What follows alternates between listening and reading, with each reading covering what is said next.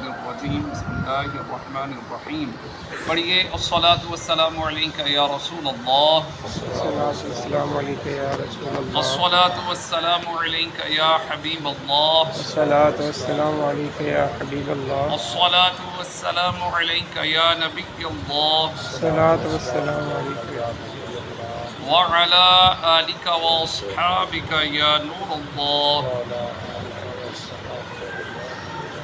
نویت سنت الاعتکاف۔ اللہ رب العزت کے آخری نبی مکی مدنی محمد عربی صلی اللہ تعالی علیہ وآلہ وسلم نے ارشاد فرمایا کہ جو مجھ پر 100 بار درود پاک پڑھے گا، اللہ رب العزت اس کی دونوں آنکھوں کے درمیان لکھ دے گا کہ یہ نفاق اور جہنم کی آگ سے آزاد ہے، اور اسے بروز قیامت شہداء کے ساتھ رکھے گا۔ صلو علی الحبیب صلی اللہ تعالی علی محمد صلی اللہ علیہ وآلہ وسلم۔ 9واں سپارہ سورہ اعراف آیت نمبر 199 199۔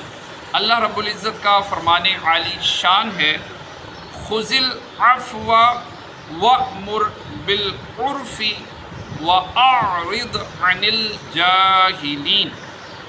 اے محبوب، معاف کرنا اختیار کرو اور بھلائی کا حکم دو اور جاہلوں سے منہ پھیر لو۔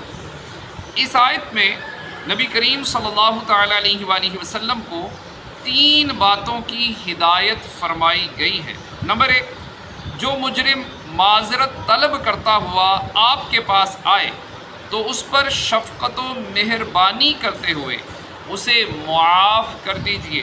نمبر 2، اچھے اور مفید کام کرنے کا لوگوں کو حکم دیجئے۔ نمبر 3، جاہل اور ناسمجھ لوگ آپ کو برا بھلا کہیں تو ان سے الجھیے نہیں بلکہ حلم کا مظاہرہ فرمائیے۔ رسول اکرم صلی اللہ تعالیٰ علیہ وآلہ وسلم کی پوری زندگی عفو و درگزر سے عبارت تھی۔ آپ کے بے مثال عفو و درگزر کا ایک واقعہ ملاحظہ ہو، چنانچہ تاجدار رسالت صلی اللہ تعالیٰ علیہ وآلہ وسلم کی شہزادی حضرت زینب رضی اللہ تعالیٰ عنہا کو ان کے شوہر ابو العاص نے غزوہ بدر کے بعد مدینہ منورہ کے لیے روانہ کیا۔ جب قریش مکہ کو ان کی روانگی کا علم ہوا تو انہوں نے حضرت زینب رضی اللہ تعالیٰ عنہا کا پیچھا کیا، حتیٰ کہ مقام ذی طویٰ میں انہیں پا لیا۔ حبار بن الاسود نے حضرت زینب رضی اللہ تعالیٰ عنہا کو نیزہ مارا، جس کی وجہ سے آپ اونٹ سے گر گئیں اور آپ کا حمل ساکت ہو گیا۔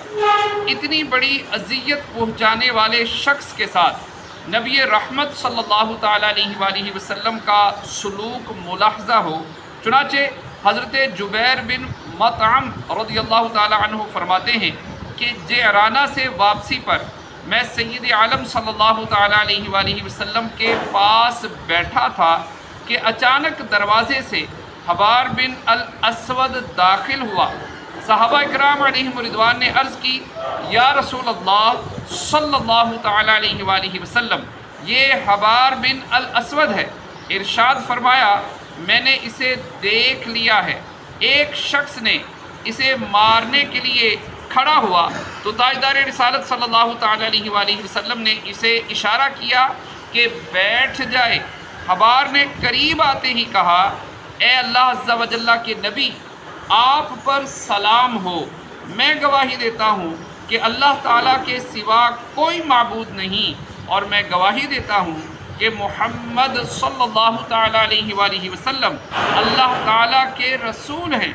یا رسول اللہ صلی اللہ تعالیٰ علیہ وآلہ وسلم، میں آپ سے بھاگ کر کئی شہروں میں گیا اور میں نے سوچا کہ عجم کے ملکوں میں چلا جاؤں، پھر مجھے آپ کی نرم دلی، صلہ رحمی اور دشمنوں سے آپ کا درگزر کرنا یاد آیا۔ اے اللہ کے نبی، ہم مشرک تھے اللہ تعالیٰ نے آپ کے سبب ہمیں ہدایت دی اور ہمیں ہلاکت سے نجات دی۔ آپ میری جہالت سے اور میری ان تمام باتوں سے جن کی آپ تک خبر پہنچی ہے درگزر فرمائیں۔ میں اپنے تمام برے کاموں کا اقرار کرتا ہوں اور اپنے گناہوں کا اعتراف کرتا ہوں۔ رحیم و کریم آقا صلی اللہ تعالیٰ علیہ وآلہ وسلم نے ارشاد فرمایا، میں نے تمہیں معاف کر دیا۔ اللہ تعالیٰ نے تم پر احسان کیا ہے کہ اس نے تمہیں اسلام کی ہدایت دے دی، اور اسلام پچھلے تمام گناہوں کو مٹا دیتا ہے۔ پیارے اسلامی بھائیوں، پیارے آقا صلی اللہ تعالیٰ علیہ وآلہ وسلم کی زندگی کا یہ صرف ایک واقعہ نہیں بلکہ ایسے بیسیوں سینکڑوں واقعات ہیں جن میں سے ایک حضرت ابو سفیان رضی اللہ تعالیٰ عنہ کی معافی بھی ہے۔ آپ کے چچا کو شہید کرنے والے غلام وحشی کی معافی بھی ہے۔ حضرت حمزہ رضی اللہ تعالیٰ عنہ کا کلیجہ چبانے والی ہند بن عتبہ کی معافی بھی ہے۔ یوں ہی حضرت اکرمہ جو کہ ابو جہل کے بیٹے تھے ان کی معافی بھی ہے، اور بے شمار ایسے لوگ جو آپ کے دشمن تھے لیکن آپ نے ان کو بھی معاف کر دیا۔ پیارے اسلامی بھائیوں، عفو و درگزر یہ پیارے آقا صلی اللہ تعالیٰ علیہ وآلہ وسلم کا ہمارے لیے لیسن ہے، سبق ہے۔ تو ہمیں مسلمانوں کو بھی عفو و درگزر کو اپنانا ہے، اور جو کوئی ہمارے ساتھ برائی کرتا ہے ہم اللہ کی رضا کے لیے اور سنت نبوی پر چلتے ہوئے ہم اس کو معاف کر دیں۔ اللہ پاک ہمیں عمل کی توفیق عطا فرمائے، آمین۔ بجاہ خاتم النبیین صلی اللہ تعالیٰ علیہ وآلہ وسلم اجمعین، صلو علی الحبیب صلی اللہ تعالیٰ علیہ وسلم۔